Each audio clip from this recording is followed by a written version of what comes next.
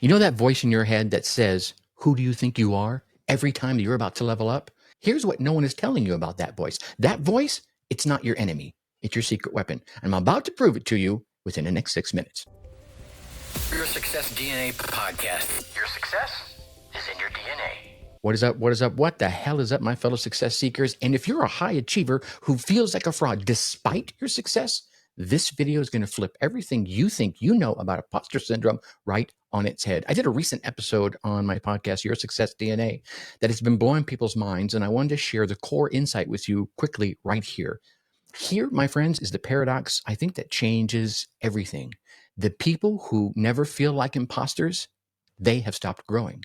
Let me tell you about two executives that I know. Sarah, brilliant, MBA, constantly doubting herself. Mike, decent guy, zero self-doubt, launched his agency with pure confidence. Guess what happened? Mike's business went up and then plateaued at mediocre in about 6 months.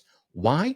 Because he never questioned himself. He never pushed harder. He never pushed deeper. So he never evolved. Sarah built a 6-figure business in 18 months, and it was her imposter syndrome that became her quality control system. Here's what's really happening inside your brain.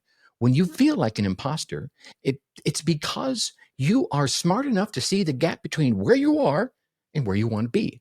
You recognize your limitations and you understand the complexity of you getting from here to there. This is not a weakness. This is intelligence.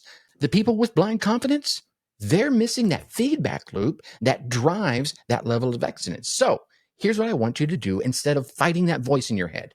First, acknowledge it as a growth radar. Ask, what is it trying to tell me? Simple, right? When you ask better questions, what do you get? You get better answers. Second, separate that signal from the noise. What's valid feedback versus what's just my fear talking? Okay, all right. And then third, take action on the real gaps and move forward despite the imaginary gaps. Your self-doubt, it is not proof that you're not ready.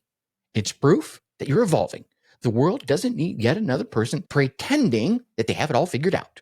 It needs people brave enough to grow in public and smart enough to see their self-awareness as fuel. Look, we're just scratching the surface here. In the full podcast episode, I break down the complete aware framework that transforms imposter syndrome from a paralyzing fear into rocket fuel for authentic confidence. And I dive a bit into the neuroscience behind why your brain creates these self-doubt loops and how understanding them gives you power over them. Okay. The link for the full strategy will be down in the description below. Trust me, if this video resonated with you even a little bit, the full episode is going to be a game changer for you. Look, your imposter syndrome is not your weakness.